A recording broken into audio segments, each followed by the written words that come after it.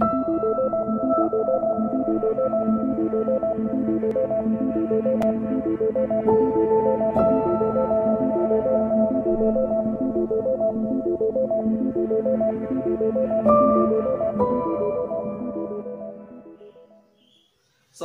warahmatullahi wabarakatuh. Alhamdulillah ketemu lagi sama gue Vian. Nah, kali ini gue bakal masih ngebahas seputar tentang K-pop, tapi yang bakal gue bahas dalam konten ini adalah Q&A. Jadi setelah kemarin udah SKSD yang kedua ya kan.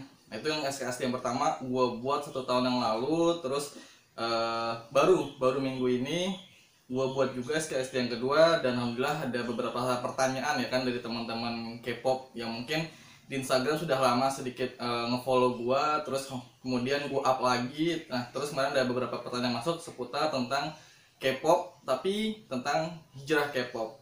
Jadi teman-teman siap-siap untuk gua bacain pertanyaan tentang K-pop. Nah, untuk pertanyaan pertama gua bacain ya. Jadi ada yang nanya gini, kenapa sih kita nggak boleh ngefans sama artis Korea gitu kan? Nah, biar jawabannya insya Allah lebih baik dan ada hikmah yang bisa diambil dan sesuai juga dengan kepercayaan kita gitu kan, jadi nggak asal-asal ngomong, nggak asbun gitu kan. Ini udah sedikit gue rangkum pertanyaannya dan juga jawabannya. Jadi ada sebuah hadis atau sabda dari Rasulullah SAW. Jadi beliau berkata, seseorang akan bersama dengan orang yang akan dicintainya sampai ke akhirat nanti, walaupun orang yang kita sukai tidak pernah bertemu dan berjumpa. Maka wajib bagi kita mencintai Rasulullah SAW beserta para sahabat dan juga para ulama. Nah, terkhusus untuk kaum muslimin, mau dengan siapa kalian nanti dikumpulkan di akhirat kelak? Bersama dengan Rasulullah ataukah dengan mereka yang kalian cintai gitu kan. Jadi gini, sedikit gue paparkan, pernah kan ketika di video gue sebelumnya, jadi di SKSD yang pertama, gue sedikit memaparkan apa sih alasan gue, salah satunya kenapa gue harus hijrah gitu kan. Jadi gue berpikir gini, dulu gue bilang gue ngefans banget sama GD, gue ngefans sama BTS, gue ngefans sama 2PM gitu kan. Gue sangat menyukai mereka, terlebih juga selain dance, terus lagunya, terus kalau saat itu kepikiran kayak disiplinnya mereka dalam menata sebuah gerakan, terus waktunya, timing segala macam tuh sangat-sangat bisa jadi motivasi buat gue.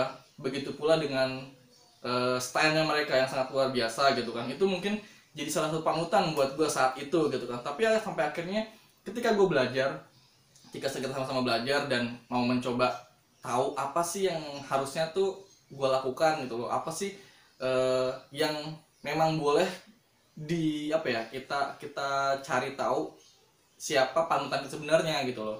Dan sampai akhirnya ya gue mendapatkan sebuah sabda atau hadis dari yang tadi gue sampaikan tersebut. Ya gue mikir lagi gitu loh, memang seperti apa yang ulama-ulama sampaikan, ketika nanti di akhirat, ketika kita udah nggak ada nih kan, jadi kita gambarkan gitu kan, kita bayangkan kita udah nggak ada di dunia ini, kita dikumpulkan di padang mahsyar. Terus di padang mahsyar nanti kan disebutkan kan, kita bakal dikumpulkan dengan orang-orang yang kita cintai, dengan orang-orang yang kita fans gitu kan, kita ngefans banget sama mereka, kita mengidolakan mereka gitu kan. Itu akan dikumpulkan gitu loh, dan sampai akhirnya kita bakal berpikir, gua ngefans sama GD gitu kan, bukan sama Rasul. Mungkin kalau orang-orang gini, gua ngefans sama member-member dari grup ini dan grup ini gitu, tapi gua nggak melupakan Rasul gitu loh. Gua bilang bullshit. Kenapa? Karena secinta apa lu sama Rasul gitu loh. Kayak di video gue sebelumnya yang gue tanya, apakah lu hafal nasab-nasab dari Rasul, siapa ayahnya, kakeknya, buyutnya, seperti itu? Apakah lu hafal siapa istrinya, apakah lu hafal siapa anaknya, atau sedikit dari kutipan hadis sabda dari Rasulullah? Hafal? Atau kalian lebih hafal ketika gue tanya judul dari lagu ini atau lirik lagu dari ini? Pasti langsung hafal. Kalau gue sih pribadi saat ditanya gitu, kayaknya gue lebih hafal lirik dari lagu ini. Terus kayak MV ketika mereka pakai baju ini tuh kayak gue lebih hafal, oh ini adalah video di video klip yang di sini kayak gitu tuh. Itu buat gue pribadi tuh sangat-sangat ngena guys. Jadi alasan kenapa sih kita nggak boleh ngefans gitu kan, kenapa kita nggak boleh ngefans, mungkin kalau gue pribadi lebih kepikiran seperti itu gitu guys. Nah oke, kita balik di pertanyaan kedua. Jadi di pertanyaan ini adalah lagu mereka kan tapi bisa bikin gue jadi lebih semangat kak. Itu pertanyaannya. Gue jawab terkait dari lagu, ya kan. Jadi ada 4 imam mazhab sepakat bahwa musik itu haram. Nah, belum lagi sebagian lirik dari lagu itu menyamarkan loh. Kenapa? Karena dari beberapa lirik justru liriknya tidak baik. Dan bagaimana bisa sebuah lagu bikin mood naik, tapi ketika mendengarkan Al-Quran kita malah ngantuk. Ditambah lagi, coba deh pikir, apakah dengan hafal lirik tersebut bisa bikin kita semakin khusyuk dalam beribadah? Dan kalau misalnya ada, gue minta pertemukan sama dia yang bisa bikin ketika gue menghafal lagu, dan gue bisa bikin ketika gue ibadah semakin khusyuk. Kalau ada, pertemukan gue gitu. Jadi ketika gini, dulu sama mungkin ketika gue di jalan, ketika mungkin emang gue lagi bad mood ya kan, banyak tugas, terus kerjaan juga gitu loh, mungkin ketika gue dengerin lagu mereka kayak mood gue bisa tiba-tiba naik gitu kan. Cuma apa ya, gue berpikir gitu loh, masa kayak misalkan dibalikannya ke pertanyaan pertama, katanya gue bisa gue mencintai Rasul dan mencintai K-pop itu hanya sebagian lah gitu, hanya beberapa persen gitu. Tapi ketika ditanya yang bisa bikin mood gue naik, masa malah justru lagu dari mereka gitu. Tapi ketika gue mendengar Al-Quran kayak paling 1-2 menit tiba-tiba udah gue stop gitu loh. Apalagi buat baca Quran itu malah kayak luar biasa banget. Tapi ketika gue mendengarkan sebuah lagu, oke, gue bisa seharian dengerin lagu, bahkan mau tidur dengerin lagu, bangun tidur dengerin lagu, ntar mau makan, mau mandi, mau ngerti sesuatu dengerin lagu mereka yang katanya bisa bikin mood gue lebih naik. Tapi ketika baca Quran bisa dihitung nggak? Lebih banyak baca Quran atau lebih banyak mendengarkan lagu mereka? Itu yang harus kita catat. Jadi gue bilang apa ya? Kalau lagu mereka bisa bikin mood gue naik ya, gue pribadi saat itu sama. Gue sama seperti kalian. Bisa bikin tiba-tiba yang dari yang mood gue kurang enak ya kan, ngerjain sesuatu malas, tapi ketika mendengarkan lagu dari mereka bisa bikin gue gue bisa ngertiin sesuatu itu dengan lagu-lagu dari mereka, biar jadi mood gue tambah naik, gue tambah siap untuk melakukan kerjaan. Tapi yang baiknya lagi, kalau memang yang kita cari nantinya akhirat, bukan cuma kesenangan dirinya semata, kayaknya nggak ada gunanya deh mendengarkan lagu mereka. Kenapa? Karena yang tadi gue bilang, ketika kita mendengarkan lagu yang terbayang di otak kita bukanlah sesuatu yang bisa bikin kita khusyuk dalam beribadah, tapi justru bikin gue malah teringat dengan lagunya, dengan MV-nya, dengan gerakan, dan dengan style-style mereka. Bukan bikin justru ibadah gue lebih khusyuk, kayak gitu. Nah, di pertanyaan 3 ada yang bilang gini, tapi mereka pernah loh kak beberapa bikin konser amal untuk kemanusiaan, katanya gitu kan. Oke, sekarang gini, ya baik sih kalau memang niat itu baik, mereka bikin sebuah konser gitu kan, tapi dengan tujuan konser itu ditunjukkan untuk kemanusiaan kayak gitu kan, itu ya niatnya sih gue bilang baik. Cuma baik lagi, buat gue pribadi dalam kepercayaan gue itu, gue pernah mendengar, dan ini sih gue tulis ya kan. Jadi ada sebuah hadis disebutkan Allah itu maha baik, maka dia tidak menerima kecuali sesuatu yang baik. Allah tidak menerima amalan-amalan yang tercampur dengan perbuatan syirik, karena amalan syirik bukanlah amalan yang baik. Nah, saat di konser itu kita ngapain? Coba kita pikir gitu ya, saat kita di konser kita ngapain gitu kan. Mereka ngedance, joget-joget, ngumbar aurat. Boleh kita lihat.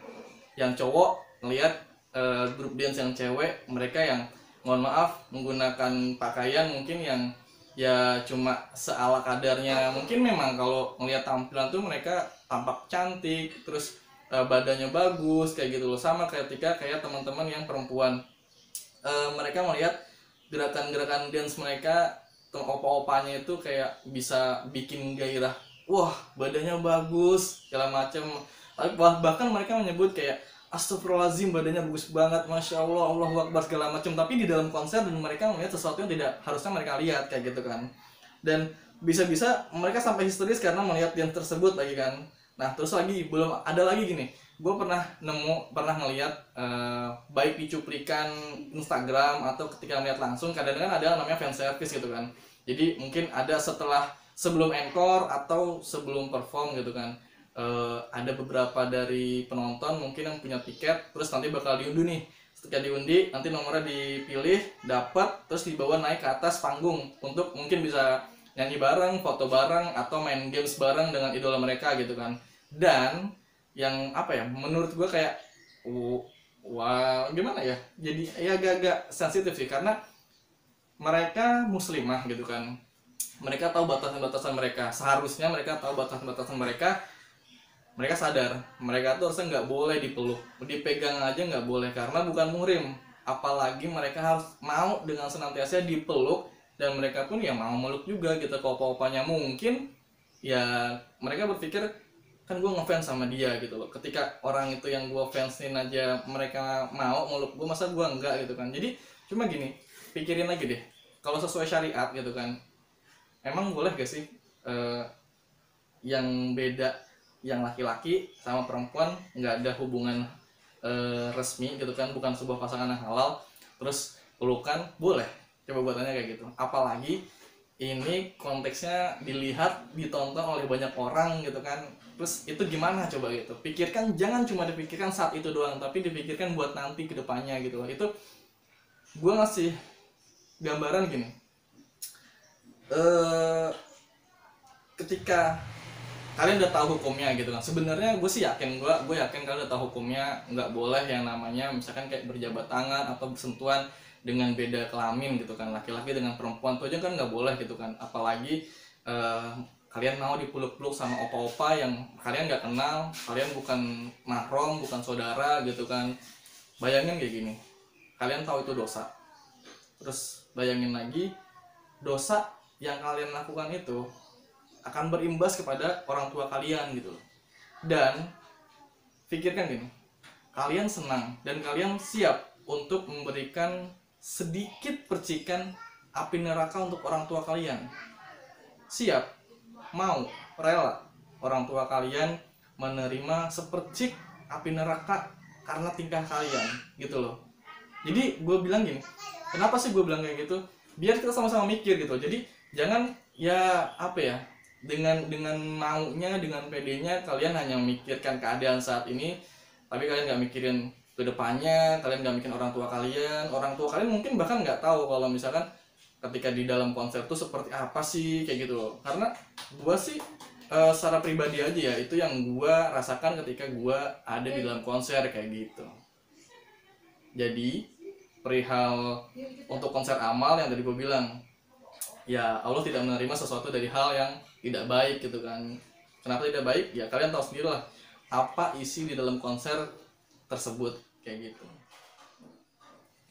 Oke, sekarang kita balik lagi ke pertanyaan keempat. Nah, jadi ada yang bilang gini, tapi kak mereka itu disiplin loh, latihannya keras dari sejak dini hingga sebesar sekarang, mereka tetap latihan sehingga bisa mendapatkan achieve atau penghargaan seperti ini gitu kan. Jadi gue bilang gini, memang kalau misalkan soal itu ya gue pungkiri mereka bekerja keras sejak dini gitu kan, itu bisa lo ambil gitu. Cuma kalau bahasa dari kata kalimat konteks disiplin gitu kan, gue bilang Islam sudah sangat-sangat mengajarkan kedisiplinan. Gimana caranya? Contohnya, kalian sudah diajarkan sejak kecil untuk sholat 5 waktu. Udah bener belum sholatnya? Apakah ketika azan kalian langsung sholat? Apakah ketika subuh bangun ketika kalian langsung sholat? Terus sampai isya juga, apakah kalian langsung sholat? Apa malah sibuk ketika azan, udahlah ntar dulu gitu loh. Itu sebenarnya bisa kalian rasakan sendiri gitu loh. Dan ketika mengaji gitu, apakah sehari bisa satu ayat, satu lembar itu kalian kelarin gitu loh. Jadi sebenarnya konteksnya tuh Islam juga sudah mengajarkan gitu, asalkan kitanya memang menerapkan itu gitu. Jadi jangan cuma melihat dari sosok yang memang kalian idolakan, kalian bilang kalian cari baik-baiknya aja loh. Tapi ketika mengarah kepada kepercayaan kita, apa yang kita imani, kita kita menyampingkan itu gitu. Kayak makanya gue bilang, kalian bilang mereka disiplin, ya oke, mereka memang disiplin, mereka sangat disiplin, mereka menghargai waktu, mereka menyempatkan ketika di waktu kosong yang mereka latihan sampai akhirnya bisa debut, sampai akhirnya bisa sebesar ini gitu loh. Gue paham banget sama kayak posisi gue dulu, apalagi ketika gue pengen debut di dunia dance cover, gue latihannya ya ya bareng-bareng sama teman-teman gue tuh, mungkin dari malam sampai pagi biar benar-benar bisa memberikan performance terbaik gitu loh ketika di atas panggung. Tapi gue berikan lagi, itu malah justru bikin sholat gue kadang-kadang suka nggak khusyuk, karena ketika gue pengen sholat justru malah gue pengen buru-buru latihan gitu. Nah sama, apakah teman-teman yang notabene mencintai K-pop terus bisa malah justru bikin teman-teman lebih disiplin dalam menjalankan sholatnya gitu loh? Apakah kadang-kadang gini, gue suka dulu gini, gue nonton drama misalkan, atau gue sedang menghafal sebuah gerakan ketika ada MV baru gitu, jadi seharian bisa ngeliatin terus, ketika udah azan ya kan, udahlah ntar dulu nanggung, udahlah nanggung, misalkan kayak zuhur biasanya udah nanggung misalkan dari jam 12 azan, tapi gue bilang entar dulu deh sampai akhirnya jam 1 lewat, jam 2 lewat, setengah 3 baru sholat. Kadang-kadang kayak gitu. Gue pribadi, gue pernah melakukan hal seperti itu. Makanya gue bilang, kalau bahasa disiplin gitu loh, bahasa disiplin sebenarnya Islam sudah sangat-sangat mengajarkan kedisiplinan. Jadi pertanyaannya gue balik, apakah ibadah kalian juga sudah disiplin seperti mereka menerapkan kerja keras mereka di dalam hidupnya gitu loh. Jadi jangan cuma melihat itu aja gitu. Jadi jangan cuma melihat yang mereka lakukan untuk pekerjaan mereka, tapi apakah kita juga sudah disiplin dalam agama kita gitu, dalam koridor agama yang kita imani gitu loh. Jadi ayolah, jangan cuma sekedar melihat kedisiplinan dari satu sudut pandang, tapi lihat juga yang memang kita imani, yang memang kita percayai, dan yang kelak itu justru yang akan bawa kita kepada surganya Allah kalau kita menjalankan itu semua gitu. Oke, sekarang balik ke pertanyaan ke-5. Jadi gini, terus gimana mereka yang nggak suka K-pop tapi mereka menghina K-pop, apalagi mereka nyebut K-pop tuh kafir gitu kan. Nah gue bilang untuk perihal ini gitu kan, ini dibagi beberapa poin. Yang pertama, untuk soal menghina gitu kan, Islam tidak pernah mengajarkan untuk menghina. Bahkan menghina, nggak cuma menghina sesama muslim, menghina di luar dari muslim pun, bahkan sesuatu yang buruk sebenarnya nggak baik juga dihina gitu. Karena Islam mengajarkan sesuatu itu pasti ada kehendak dari Allah Subhanahu wa taala gitu kan. Jadi Islam sama sekali tidak pernah mengajarkan kebencian. Bahkan kayak yang gua bikin konten ini kan udah masuk ke SKSD yang ketiga gitu kan. Sekalipun gua nggak pernah bilang gua benci sama teman-teman gua yang masih pada ngikutin K-pop, yang masih ikutan dance. Gua nggak pernah bilang sama sekali gua benci. Gua hanya berusaha untuk mengajak teman-teman gue, ya sama-sama lah kita open minded, kita terbuka, dan kita bisa sama-sama sharing baik buruknya ada di dunia itu gitu loh. Jadi gue bilang tadi, gue nggak pernah bilang, dan Islam sendiri pun nggak pernah mengajarkan untuk memberikan kebencian, mengujarkan kebencian kepada makhluk Allah. Karena ya gimana pun namanya K-popers dan idola-idola mereka, kayak member-member dari grup itu ya mereka juga ciptaan Tuhan gitu kan, hanya saja mungkin kepercayaannya berbeda gitu kan. Tapi di poin kedua yang tadi dibilang soal kafir gitu kan, karena ya gue paham sih ada beberapa ulama yang bilang jangan mengidolakan orang-orang kafir gitu kan. Nah perihal ini ya gue sependapat dengan ulama tersebut gitu loh. Kenapa? Karena konteks kalimat kafir ya kan, kafir itu adalah seseorang atau orang yang tidak memeluk agama atau ajaran Islam gitu, itu yang disebut kafir. Jadi sebenarnya konteks kafir itu bukan sesuatu yang yang buruk atau sesuatu yang menjijikan, enggak. Karena dalam sebuah konteks itu kafir itu adalah awal mula atau sumber dari kalimat cover. Jadi kayak cover buku itu kan, itu cover di luar dari Islam gitu loh. Jadi sebenarnya mungkin gitu kan, mungkin saja masyarakat kita ini kan sangat-sangat agak sensitif kalau dibilang kafir gitu kan. Padahal kalau orang-orang zaman dulu gitu kan, zaman-zaman Rasul ya, yang mereka di luar non Islam pun mereka fine-fine aja disebut kafir karena mereka memang bukan Islam gitu. Jadi perihal ini gue punya 2 poin jawaban untuk soal pertanyaan yang pertama, soal mereka yang tidak menyukai K-pop. Ya itu sih urusan mereka gitu deh, sama kayak gue pribadi. Tapi gue pribadi, gue nggak pernah membenci teman-teman gue yang masih mencintai K-pop. Gue nggak pernah sama sekali membenci. Hanya saja ini ajakan untuk sama-sama kita sharing bareng, kita sama-sama terbuka biar sama-sama paham baik buruknya dalam suatu keadaan yang ada di dunia K-pop itu kan. Dan ujaran pembencian gue sama sekali nggak pernah menyampaikan. Gue juga karya karena gue menganut ajaran Islam. Gue yakin Islam itu rahmatan lil alamin. Dia nggak pernah mengajarkan sebuah kebencian, bahkan pada sesuatu yang buruk sekalipun sebisa mungkin tidak pernah menjudge seseorang, menjudge suatu kaum, jangan sampai kita menjudge dan membenci itu gitu loh. Jangan sebisa mungkin jangan sampai lah, jangan sampai kita menghujat gitu loh kan. Tapi kalau yang di luar konteks kafir tadi itu poin kedua, ya seperti yang sebutkan pemaparannya, ya teman-teman sebenarnya juga bisa lah cari referensi lain perihal apa sih ini maksud dengan kafir. Insya Allah guru-guru kita, ulama-ulama kita bisa menjelaskan itu lebih ringkas dan lebih lebih detail gitu kan. Kalau ilmu buat gue pribadi, ya seperti yang gue sampaikan tadi, kafir itu adalah mereka yang di luar dari ajaran kita gitu, di luar dari kepercayaan kita gitu. Tapi ya sesama muslim baiknya, bahkan bukan muslim pun kita nggak boleh menjudge atau menjelek-jelekan orang lain kayak gitu loh. Cuma mungkin konteksnya gini, jangan ikut-ikutan atau jangan mengidolakan mereka yang di luar Islam gitu kan. Di luar Islam kita nggak boleh mengidolakan. Ya memang seperti itu kan, sama kayak pertanyaan pertama, gue balikin lagi. Rasul itu kan udah bilang kan, kalian akan dikumpulkan bersama orang-orang yang kalian cintai kelak di akhirat, di padang mahsyar gitu kan. Nah, ini beda ya antara Korea dengan K-pop. Ini beda. Ya K-pop memang ada di Korea, tapi nggak semua penduduk Korea itu kafir. Gue yakin nggak, karena gue juga punya teman di sana yang mereka muslim gitu loh. Mereka ya mereka sholat, mereka puasa, teman-teman juga udah paham lah. Orang yang kita idolakan rata-rata mereka ya di luar Islam gitu kan. Jadi ya paham lah, masa mau sih dikumpulkan sama mereka di padang mahsyar nanti, masa mau sih ikut mereka buat masuk atau nyemplung ke posisi itu gitu loh. Kalian mau gitu kan. Itulah mungkin yang ingin disampaikan kepada dari ulama kepada kita gitu. Tapi mungkin posisi saat kita mendengarkan beberapa kajian atau sedikit, biasanya itu One Minute Buster, ustadz siapa katanya membenci Korea, membenci K-pop kayak gitu. Sebenarnya mungkin konteksnya seperti itu loh. Jadi sebenarnya kita harus bersama-sama open mind, kita membuka hati, kita resapi apa sih yang dimaksud dari ucapan ustadz tersebut gitu loh. Jadi mungkin sebenarnya mereka tuh sayang sama kita, hanya saja mungkin di luar konteks itu mereka ingin teman-teman semua, terutama yang beragama Islam, yang punya kepercayaan sama kayak gue, mereka pengen kita semua tuh nanti di akhirat dapat syafaat dari Rasulullah SAW, bukan ingin dipertemukan dengan idola-idola mereka yang saat ini gitu loh. Jadi pengennya ulama tuh kita berkumpul sama Rasul di surganya nanti gitu loh, bukan dengan para idola yang bahkan nggak tahu nanti kedepannya bakal seperti apa di akhirat kayak gitu guys.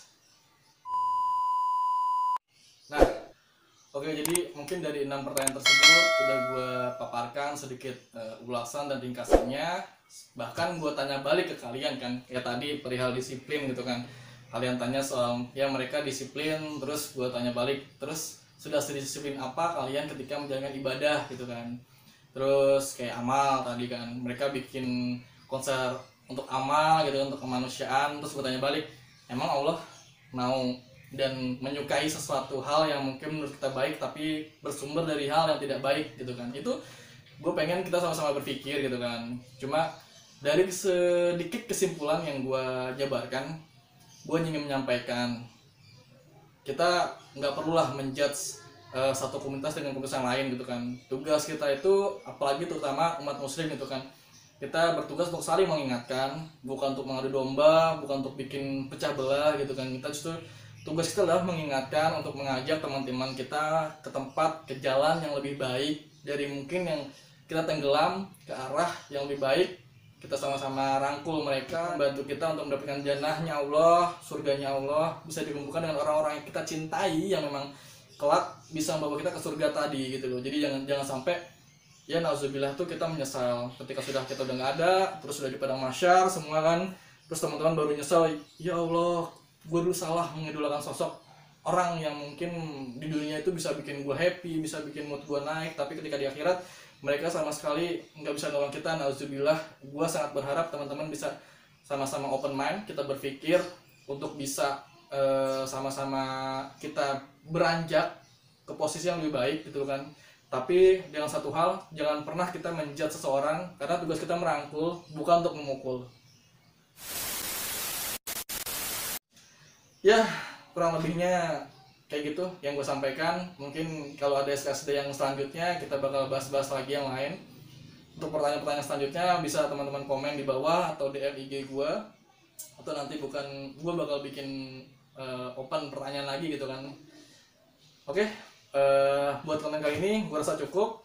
Kurang lebih mohon maaf kalau ada kata yang salah. Gue minta dibukakan pintu maaf sebanyak-banyaknya, sebesar-besarnya gue minta maaf. Insya Allah semua niat gue hanya untuk mengajak, untuk merangkul, bukan untuk memukul. Gue sama-sama tetap pengen menjalankan silaturahim yang baik dengan teman-teman gue. Kurang lebihnya mohon maaf. Assalamualaikum warahmatullahi wabarakatuh.